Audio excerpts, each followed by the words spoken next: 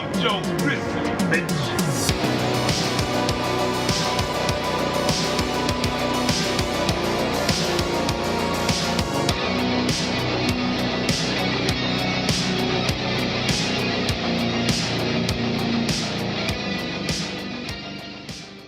What up, me militia? I mean Joe Grizzly, and when I'm not trying to flee death's wrath to protect my entire bloodline, I'm at the Grizzly Cave, watching movies, reading comics, listening to metal, and of course, crushing beers. And I am back at the Grizzly Cave to bring y'all my review of the long-awaited sequel to the Final Destination franchise, Final Destination Bloodlines. The Final Destination franchise is pretty consistent other than that really bad fourth film. So now, 14 years later, we finally get a sequel. So was the wait worth it? Let's find out. This is Grizzly Grade Reviews.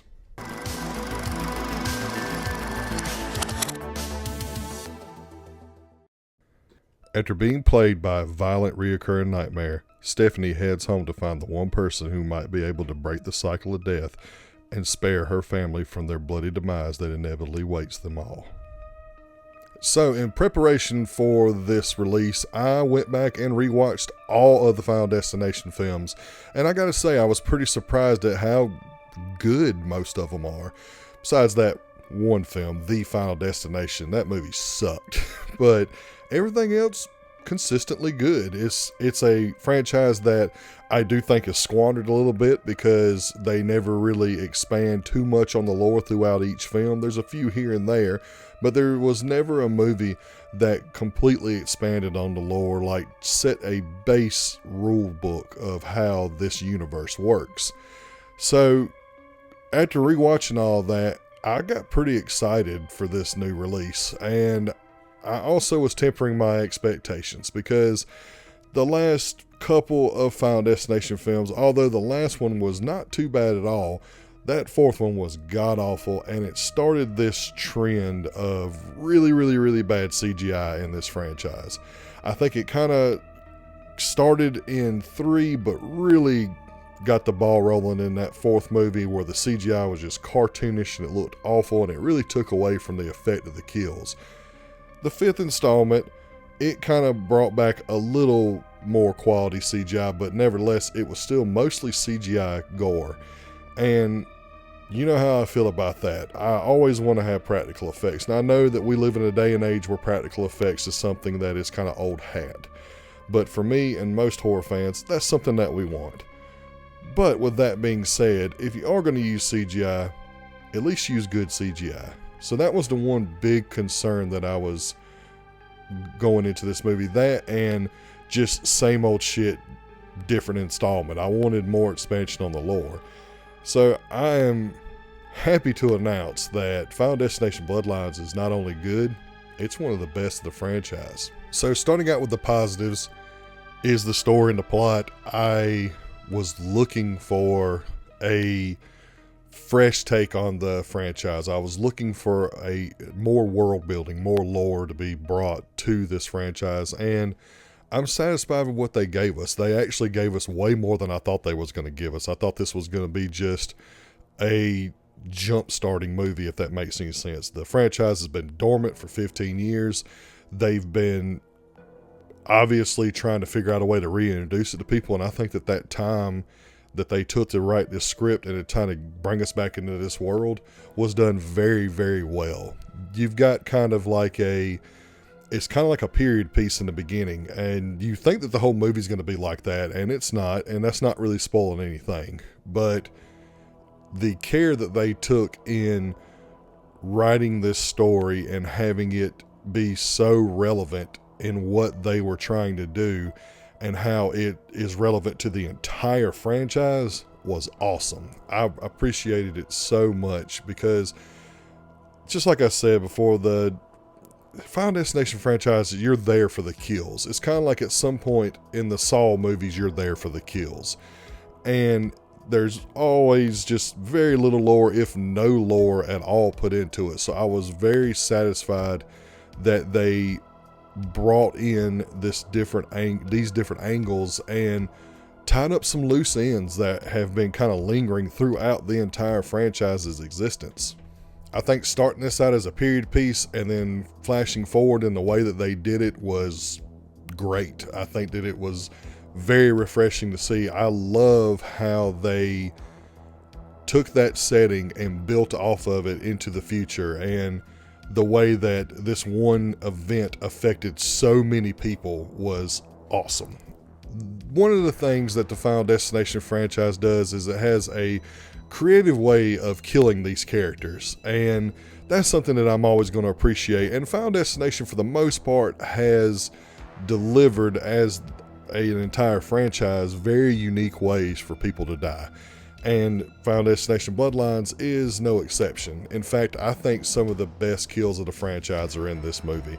And having rewatched them literally days before I went and seen it, it's fresh in my memory, and I can say that without hesitation that it has some of the best kills. There are a lot of good kills in this movie, a lot of very interesting ways to have all of this stuff happen.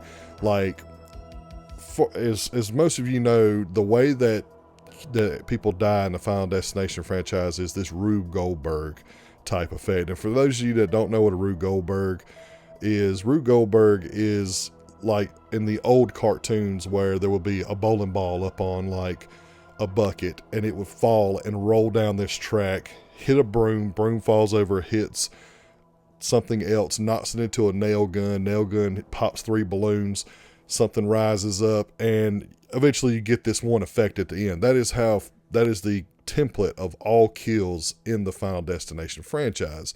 It always comes down to something that has to fall into place for these kills to happen.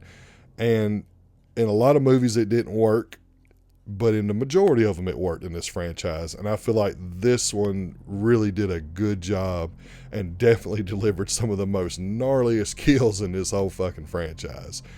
Some of these kills had the entire audience at my screening just in awe. They just couldn't believe what they were seeing. It was insane. One in particular is one in the hospital, and if you've seen the movie, you know exactly what I'm talking about. As far as the cast goes, the character of Eric is the standout. He is the best character in this movie. He is hilarious. He brings a certain charm to his role that makes everyone root for him. Nobody wants him to die. He's hilarious. He is not only the comic relief, but he's also the person who is like the non-believer in the group, but eventually becomes like the driving force to try to escape everything, even if it is to his own detriment. He's a very good character, one of the better characters in the franchise. And although that's not really saying much, because going through that rewatch, I kind of realized that there's not really much in character development or characters period in this franchise. You got a couple here and there that stand out, particularly in the third movie, which is my favorite in the franchise. But overall, the franchise's characters kind of suck. They're just like rinse and repeat template characters in these movies. But Eric was one of the ones that stood out the most, especially in this movie. And finally, Tony Todd. This is, for most of you that know, is Tony Todd's final performance. And I've got to say, the dialogue and his role in the movie was perfect. And I'm a person that like, oh cool, it's Tony Todd, but I never really seen his role in the movie because it was always left so ambiguous. I never seen what his role was in the whole franchise was actually needed, other than cool, it's Tony Todd. And that's not a negative criticism. It just didn't make sense how his character always was involved for the most part in every movie, and what was his purpose? What purpose did it serve for him to be in these movies? And they finally give us something in this movie, and I felt like it was perfect. It changed my entire perspective of the character that he plays, and honestly, it kind of gave my entire outlook of the franchise a boost as well, because his dialogue in this movie, if you are a fan of Tony Todd, it is going to hit you in the feels. It gave me absolute chills, especially the final line that he said.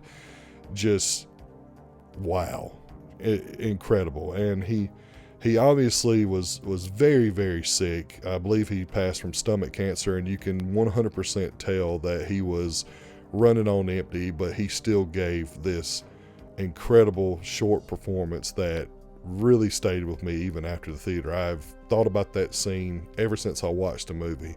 So well done on the writers and Tony Todd for giving us that last hurrah, that last bit of goodbye, because it was awesome. Moving on to the mixed, the CGI kills. Now, normally this gives a negative, particularly in Final Destination franchise, because starting with that third movie and a few things, and then the entire fourth film, the CGI is cartoonish and awful. It is so poorly done.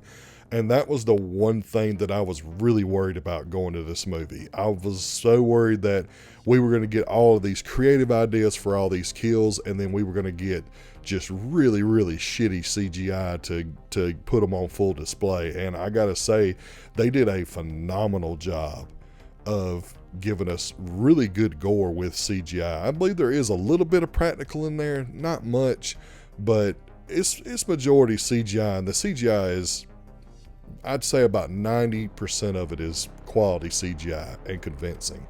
And I was very surprised by that, and I was very thankful that they actually nailed that, because man, if they would have gave us another like CGI gore fest like they gave us in the fourth movie, this movie was going to crash and burn for me no matter how good the story was. You got to nail the kills in these movies, and you got to nail the quality of them. And I'm so thankful that they did that in this movie. Just like with most of these movies in this franchise, there's some logic issues. And after this is the sixth film in this franchise, you would think that they would write these characters better, because a lot of times these characters are a product of their own demise. They do something stupid that they know is going to get them killed.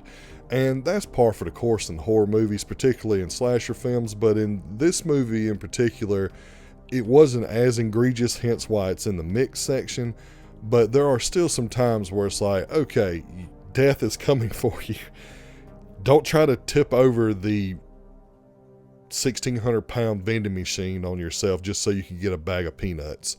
Or, hey, how about we don't walk in front of the garbage truck? Or how about we don't play in traffic? Stuff like that. Or, how about we take out all of our piercings because we know that could lead to our death? Stuff like that. You figured that by now they would have written the characters a little bit better than that. And other than that, as far as the writing process goes, I think the movie is written very well. It's the characters that suffer from that little bit of illogical sense that they give them. And it wasn't as bad as like it is in other movies, just like I said before, but it was definitely something that I noticed. One thing in particular with the illogical writing is there is a character in this movie that's important in spirit, if that makes any sense. And this person is kind of the matriarch of the family, and kind of the one that causes this whole chain reaction of one person lived, so now the entire bloodline is cursed.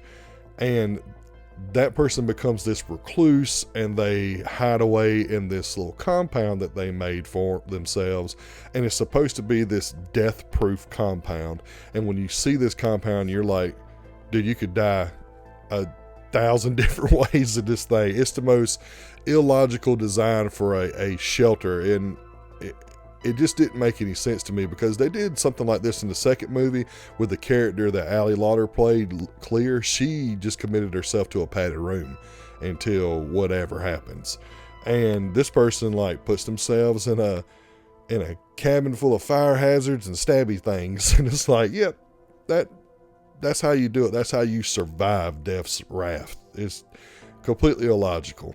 Moving on to the negatives, and it's something else that I expect this franchise to get over at this point, but overall, the characters are just weak characters. Aside from the character of Eric, the lead in particular is just this forgettable, nothing character that's only purpose is to drive the story going forward as far as like kicking things off and getting things done. Like, other than that, she has no personality whatsoever.